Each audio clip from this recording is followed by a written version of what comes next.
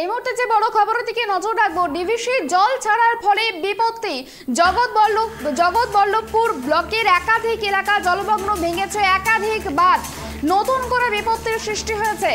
ডিভিসির জল ছাড়ার ফলে বিপত্তি, জলের তোড়ে ভেসে গিয়েছে একাধিক বাঁধ।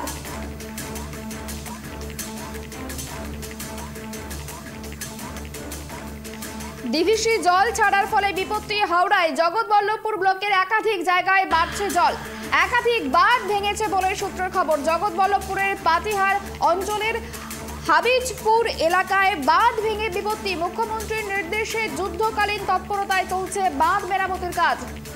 বাঁধ মেরামতির কাজ পরিদর্শনে হাজির বিধায়ক শীতনাথ ঘোষ। ডিভিসির ছাড়া জলে বিপত্তি হাওড়ায় জগৎবল্লভপুরের একাধিক জায়গায় বাড়ছে জল, একাধিক বাঁধ ভেঙে বিপত্তি। জোর কদমে চলছে বাঁধ মেরামতির কাজ।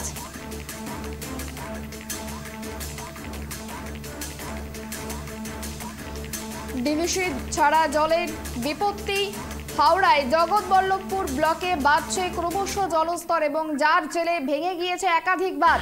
মুখ্যমন্ত্রীর নির্দেশের পরেই জোর কদমে তৎপরতার সঙ্গে চলছে বাঁধ নির্মাণের কাজ।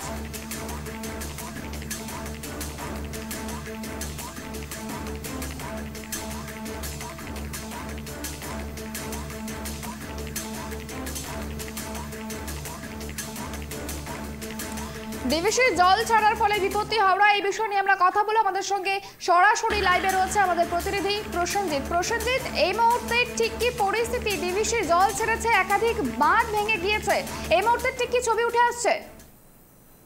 একেবারে বলে রাখবো, দেখো, ডিভিসি ছাড়া জলেতে প্লাবিত হয়েছে হাওড়ার উদয়নারায়ণপুর সহ হাওড়ার বিস্তীর্ণ এলাকা। যেরকম হাওড়ার জগৎবল্লভপুর, তার সঙ্গে রয়েছে বিস্তীর্ণ এলাকা জগৎবল্লভপুর সহ উদয়নারায়ণপুর সহ একাধিক জায়গা। যেরকম জানা যাচ্ছে যে ডিভিসি ছাড়া জলেতে জগৎবল্লভপুর, চাঁদুল সহ একাধিক জনসংযোগ বিচ্ছিন্ন ঘটেছে এবং সেখানে বেশ কিছু মানুষের একটা সমস্যার সম্মুখীন হতে হচ্ছে। কারণ যেটা জানা যাচ্ছে যে দীর্ঘদিন ধরে সাধারণত এইখানে বেশ কিছু 3টে পোলের কাজ চলছিল এবং সেই পোলের কাজ চলাকালীন এই ডিভিসি ছাড়া জলেতে সেই পোলের কাজ স্থগিত হয়ে যায় এবং তৎপরতা, মুখ্যমন্ত্রীর নির্দেশে সেখানে তৎপরতার সঙ্গে এখনো পর্যন্ত কাজ চলছে। আমি তোমাকে একটু চিত্রটা দেখাবো এবং সাধারণ মানুষ রয়েছে।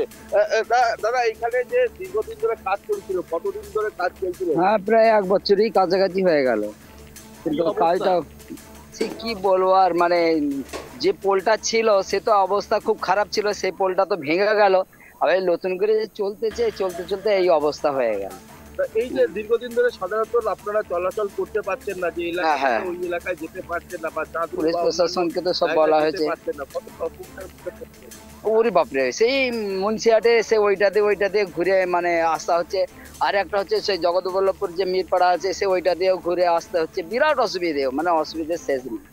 প্রশাসনের আধিকারিকরা এবং মুখ্যমন্ত্রী নির্দেশ দিয়েছিলেন যে এই এলাকায় সাধারণত মানুষ চলাচল করার জন্য যে ব্যবস্থা করতে হবে, সেই ব্যবস্থাগুলো সঠিক পরিষেবার জন্য কিছু রকম কিছু ব্যবস্থা পাচ্ছেন না, 5 কিলোমিটার ঘুরে যেতে হচ্ছে। হ্যাঁ, অবশ্যই ঘুরে তো যেতে হচ্ছে, ব্যবস্থা তো লেগেছে অবশ্য, কিন্তু সে সময় তো লাগতেছে, সময় তো দিতে হবে।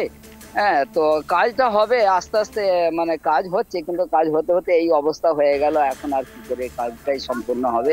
হ্যাঁ, বিরাট অসুবিধে, কাজ চলছে। একেবারে বুঝতেই পারা যাচ্ছে যে সাধারণত মানুষ চলাচল যেভাবে করতে পারছেন না।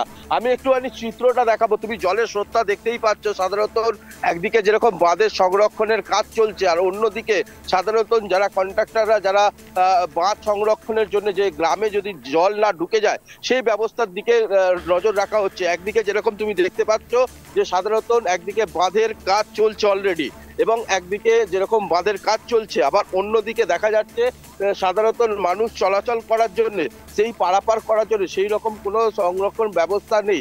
সেই কারণে কিন্তু এলাকার বেশ কিছু জায়গায় প্লাস্টিকের বস্তা এবং প্লাস্টিকের সঙ্গে মাটি ভরে সেই বাঁধ সংরক্ষণের কাজ চলছে, যাতে করে এই বাঁধ যদি ভেঙে যায় তাহলে কিন্তু একটা বড় বিপদ সীমার উপর থেকে যাচ্ছে। এবং সাধারণত তুমি দেখতেই পাচ্ছ যে সচরাচর মানুষ চলাচল করার মতন একটা পজিশন নেই, এবং সেই পজিশন না থাকার ফলেতে একটা বড় সমস্যার সম্মুখীন হতে হচ্ছে নিত্যযাত্রী সহ সকলেই। প্রায় 5 থেকে 4 কিলোমিটার পথ অতিক্রম করে এই রাস্তা দিয়ে তাদেরকে যেতে হচ্ছে।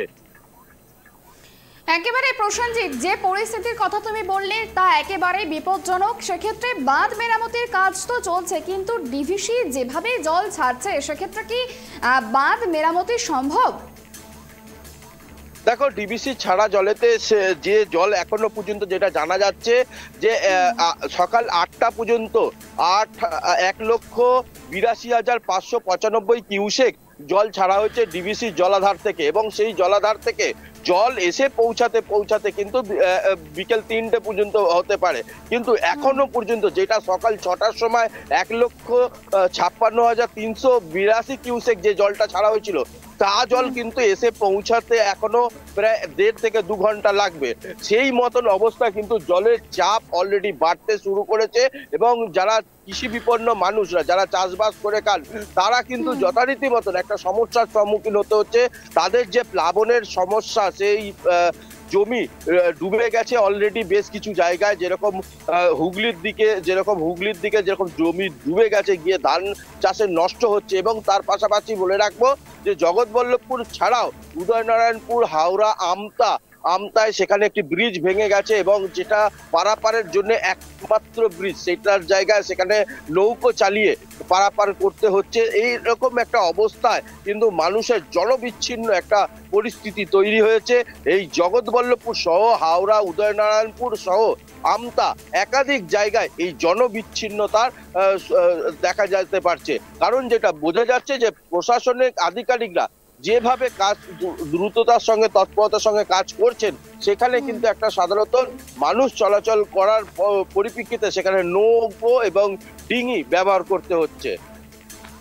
বেশ, অনেক ধন্যবাদ আমাদের সঙ্গে থাকার জন্য প্রসেনজিৎ। যেমনটা জানা গেল যে হাওড়ার জগৎবল্লভপুরের যে ছবি আপনাদের সামনে তুলে ধরেছিলাম, সেখানকার ছবি একেবারেই কিন্তু ভয়াবহ। কারণ যে বাঁধ চলাচলের একমাত্র বাঁধ, যে রাস্তা, সেই বাঁধ কিন্তু ভেঙে যাচ্ছে অত্যাধিক বৃষ্টির জেরে। এবং এই মুহূর্তে যেমনটা খবর পাওয়া গিয়েছে, ডিভিসি জল ছাড়ছে এবং সেই জলের তোড়ে একাধিক জায়গায় জলমগ্ন হয়েছে, বাঁধ ভেঙেছে, এবং সেই বাঁধ ভাঙার জন্য প্রশাসনের পক্ষ থেকে একেবারে যুদ্ধকালীন তৎপরতায় সেই বাঁধ নির্মাণের কাজ চলছে।